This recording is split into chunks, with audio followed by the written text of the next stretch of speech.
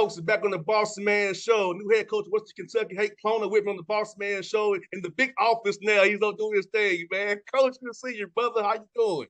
I appreciate it. I appreciate it. Yeah, move down the hall a couple steps. This office is a little more spacious in here, so I'll take it for sure. But no, I'm happy to be here. Obviously blessed to be the head coach now here at Western Kentucky. Looking forward to what's in front of us. No doubt, man. I must tell you, man, I came up there when you all played Mexico State last time, man. The crowd, well, it was a cold day, but the crowd in Dildo was crazy. So talk about knowing you're at a school where the community supports the team. You know, football's going with Tyson over there in football, man, and what Todd Stewart and the administration really is putting behind you guys, and of course, doing facilities and things like that, having a loyal fan base up there on the top, man. No doubt, man. Like it's definitely we're fortunate. You always want to be at a place where people care, and people care here. People want to come out, they want to support you. They want to get to know the players, whether it's our basketball team, like you said, whether it's football team, shoot, right now in the spring here, baseball, softball, whoever it is, we're at a place where there's a ton of support, there's a ton of investment, people care, people want you to do well, people want to get to know you and be part of the success. So it's kind of we're blessed to have a great AD and Todd Stewart, as you said. When everybody's moving the same direction and everybody's got the same kind of goals and agendas, in order to and ultimately, obviously, to help young people succeed and to grow and to mature and no doubt to win some games too. But when everybody's kind of moving that same direction, you're at a great place, and obviously that's what allows us to have a lot of success. And being in Bowling Green, close to Nashville, Bowling Green's growing. Talk about that in recruiting wise. When you talk to a young man who wants to come and get an opportunity to play for you guys, about what he can come to at this build this great place here on the top there, man. What you all are doing with facilities, education wise, and building around this Bowling Green itself, man. What you can sell to a young man who comes in, coming here, get a good education and play ball at a high level in a great conference. Yeah, Bowling Green's growing very, very fast. It is kind of like I don't know, there's a mini kind of suburb Nashville feel to it. And there's a lot of new development, new businesses, new people moving in. Just in my short time since I've been the head coach, you meet, people come up and introduce themselves, and it's, man, I moved here 25 years ago and I never left. I moved here 10 years ago and never left.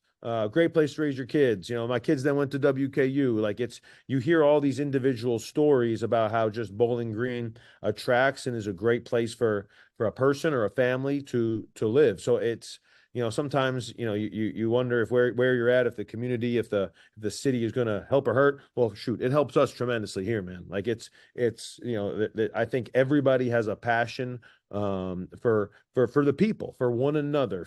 I think there's a lot of people who moved here, lived here, and being in Bowling Green has helped their life, and now they want to kind of pay that forward to the young men, the young women, that are athletes here at Western Kentucky that we coach. So when you find people that are that passionate in kind of giving back, in kind of helping us as coaches give each student athlete, each young basketball player the best experience, the best education, the best life experience, the best knowledge. We have people come in trying to, give life, whether it's advice, whether it's we just finished tax season, whether it's help with how to set up, free advice, free aid to try to help get those type of things done. So it's a community that kind of every conversation I have ends with, hey, coach, please let me know how we can help. Please don't hesitate. Please let me know what we can do to help your guys. And no doubt, I think that you can kind of feel that infectious, positivity, that infectious attitude that people have here. You feel very, very comfortable telling parents, telling families that they should feel very, very good about their son coming to school here and living in this community for sure. And I got to experience firsthand, man. I was on the golf cart with Coach Lutz when they go play MTSU in football, right? So everybody stopped at Coach Lutz on the golf cart. He was showing me around camp on the golf cart, but everywhere we would go, we couldn't go. He was, hey, coach. He was like, wow. It's important, you always want to be at a place where what we do is important, and I don't know, sometimes I think coaches probably talk about the pressures of a job, or man, what happens if it goes bad? Hey man, what happens if it goes good? Like what happens when we win? You know, we're a month, 6 weeks after making the NCAA tournament. What happens when we get back there in a year or two and we make the Sweet 16? You know, and that's happened here before. You know, so we kind of know what happens when you do that. But man, you can create that environment, you can create that excitement, create that personal investment that people have here. There's no better experience for a young man to come here and experience that. How cool it's been getting on the floor with the guys as the head coach now, man, and guys know who you are, know what you're about, man. Know you've been the head coach at JUCO level as well. So how's it been getting out there on the court and kind of running your own show again, man? You know, it's coaching. So don't get me wrong. I think when you get to ultimately decide what we're doing and ultimately put your own spin or personality on what we do, yeah, it's cool. That's what we all do it for. It's awesome. At the same time, I'll tell you, like we have a lot of guys still here, you know, returning from our team we had last year. So, and we obviously had a lot of success. So it really hasn't been. I'm fortunate that I was a head coach for a while because I think that the experience teaches you, hey, don't break it if it ain't broken. You know, don't you know? It's we have a good thing going. Our guys are in a really good place. We've created a basketball family and a togetherness that is unique. So kind of as we move in, yeah, it's my year one, but it's really our year two, you know, and we're really building together. We really have a close bond together. So yeah, going out there, it's been cool, but I wouldn't tell you I'm necessarily trying to just right away say, hey man, it's about me. No, it's not about me, man. It's about trying to pick up to kind of build on where we were. It's about each and every player that we have. And no doubt it's been cool for me because as a junior college coach, you coach freshmen and sophomores. Man, we're now about 6, 7 seniors here that are, you know, 22, 23, 24 grown men, you know, that you know, we have guys that have college degrees that are getting their master's degree on our team right now. So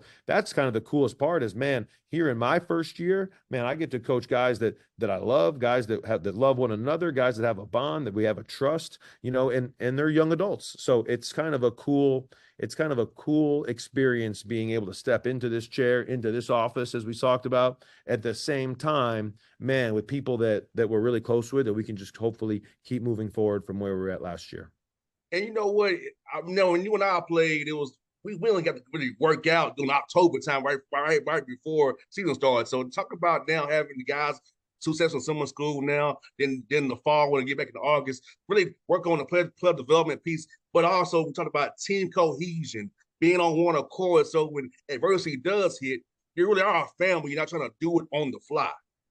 No doubt. I think the best teams they certainly have each other's back in all times. Like nobody's perfect. So man, when I make a mistake, do they have my back? When our fast break layup and a guy, you know, gets a little carried away and misses a dunk, are we getting right back on defense? Like, or are we blaming? Like, I think that's the cool part about our team is through all we've been through, we have each other's back through the ups and downs because there's going to be downs. There's going to be mistakes. There's going to be negative moments. There's going to be you run a perfect play and you miss an open shot. Like those things happen in basketball. So it's about having one of those back. And as you said, like we are on the court right now. We're not it's more calm than during the season, but we're doing a lot. Certainly in the weight room, we do groups of 3 or 4 right now, just trying to make sure we work on their individual development. We want guys to be better, no matter what position you are. We don't really have positions, but whatever position you are, you know, man, we want your ball handling to be better, your passing to be better, your shooting to be better. You know, we want everybody working on those things. We don't want this to be the last place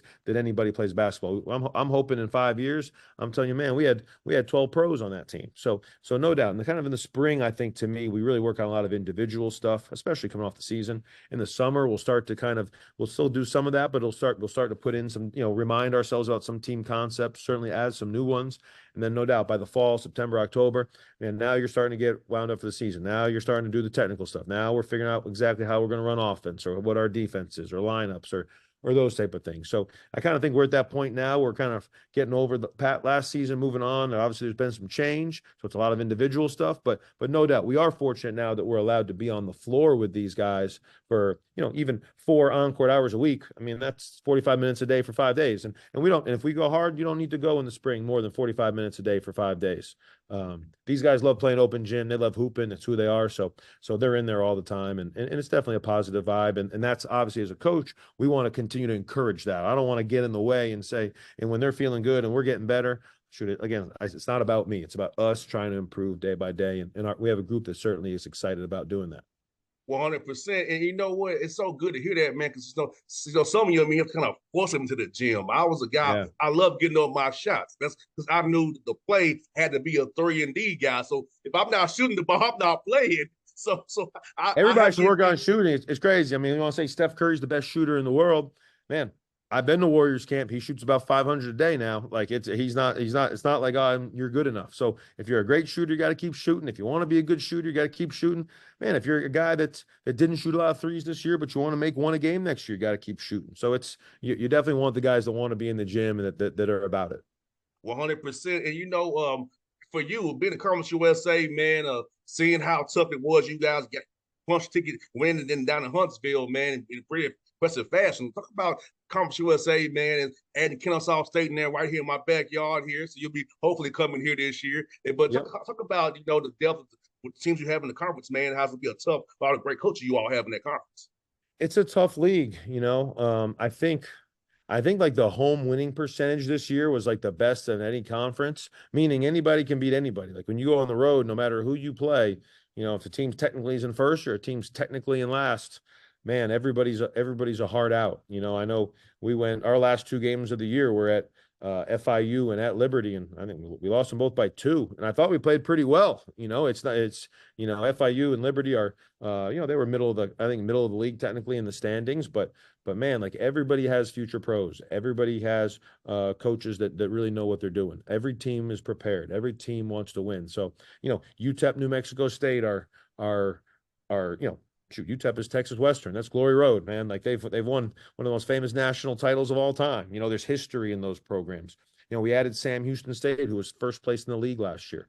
Obviously, Louisiana Tech, Jacksonville State, very good programs. Middle Tennessee is down in Murfreesboro, Tennessee, is one of our kind of biggest rivals. So it's a very strong league. There's obviously a lot of experience. There's a lot of players that have played at in any conference in the country. There's a lot of guys that maybe didn't have an opportunity as a freshman at a Kentucky or at a Kansas or at an Indiana or at a Georgia. Rodney Howard on our team last year played 1 year at Georgia, 3 years at Georgia Tech. Comes and plays 1 year, and he's sixth man of the year in our league and all conference player. So there's a lot of guys that come and play on our teams that no doubt when you go to Georgia Tech, there's 12 players good enough to play there. Maybe as you get older and you learn from that stuff, maybe there's a little bit more of an opportunity as a senior to come here and play. So the coaches in our league do a great job at recruiting. There's a lot of historically very, very good basketball programs, and no doubt we're fortunate to be in one of the best leagues in the country. Yeah, it's cool to watch when you all play MTSU, man. 100 miles of hate, but it's funny to me. Man, when you go down there too, like their court is blue and gray, so it's just a kind of a unique vibe. They always wear blue.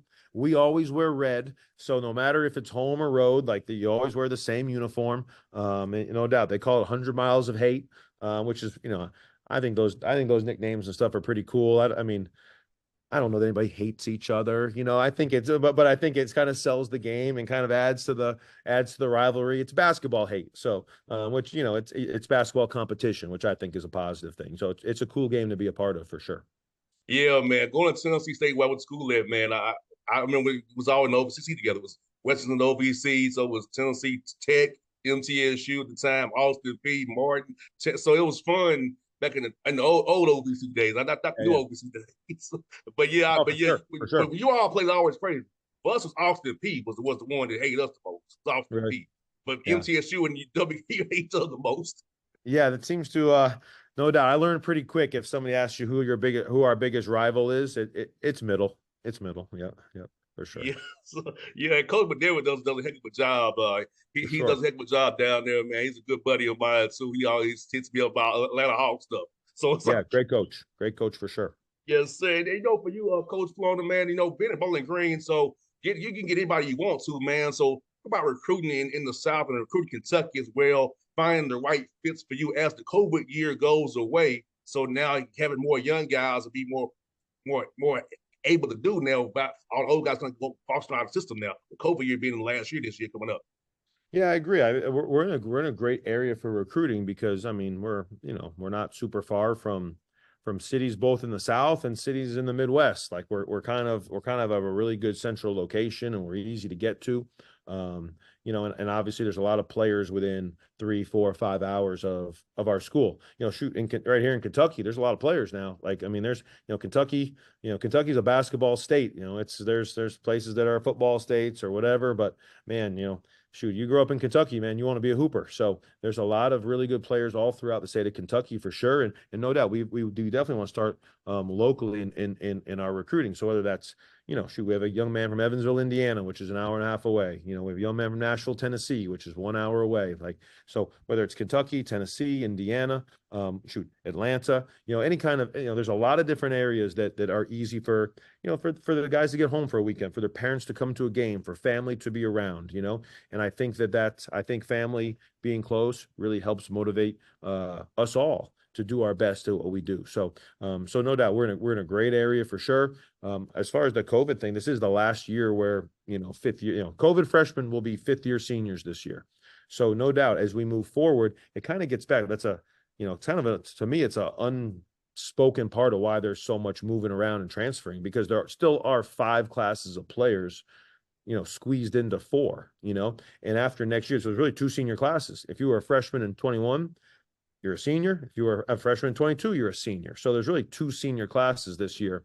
And then when those guys are out, I think it will kind of get back to that, typical 4 freshmen, sophomores, juniors, seniors. It'll kind of be a little bit more normal where we do have to get out and recruit. I think a big priority for us here in April and May and June is to try to find guys for the class of 2025, to find high school players that want to step in and have a big impact. I mean, I get it that, kind of one of our recruiting pitches, and it's not a sell, it's the truth. I think that, if a freshman wants to come in and play a big role in the class of 2025, we have an opportunity for that, and if you target and identify and build those relationships early, get those young men and their families to campus, man, they can see why this could be such a great opportunity. So we're definitely looking forward to doing that here as we get into next year.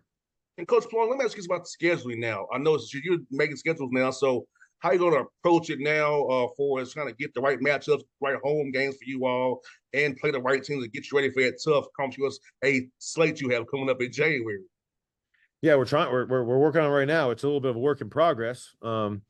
Sometimes I feel like coming off, I try to tell everybody I'm a rookie, but sometimes coming off a tournament berth, and returning a bunch of guys from that team, I get the impression not everybody's eager to play us. So we're trying to take on all comers. We have a group that, I don't know, we were halftime of our NCAA tournament game versus Marquette. We're up by 7. So like we have a group that wants another shot on the big stage, and we're going to do everything we can to prepare ourselves for that. So yeah, for sure. We want to get great teams here in Diddle Arena. We're going to go on the road and challenge ourselves against anybody that wants to, that thinks would be a good game for them. So I think that with kind of an older group like we have, I think it's going to be really important for us, no doubt, to try to, like I said, pick up where we left off. So I know that this group is eager to play the best of the best. So we're going to try to. We're at the very beginning stages. Got a couple games locked in. Got a couple good opponents already for sure. But man, we're trying to make sure that kind of over the next month or two that we find some high level teams that no doubt will be a challenge. We're not trying to come up with a schedule that we feel like we'll go undefeated on. We'll try to win every game now. Don't get me wrong, but the goal is to prepare and play to win those games, not to try to schedule to win games. We want to schedule to get better. We want to schedule to give our guys great experience. We want to play kind of, like I said, the best teams that'll play us. So we're piecing that together, and when hopefully when that's complete, hopefully it's a 31 game schedule that everybody thinks will be a great challenge, but one that can prepare us for hopefully another NCAA tournament run.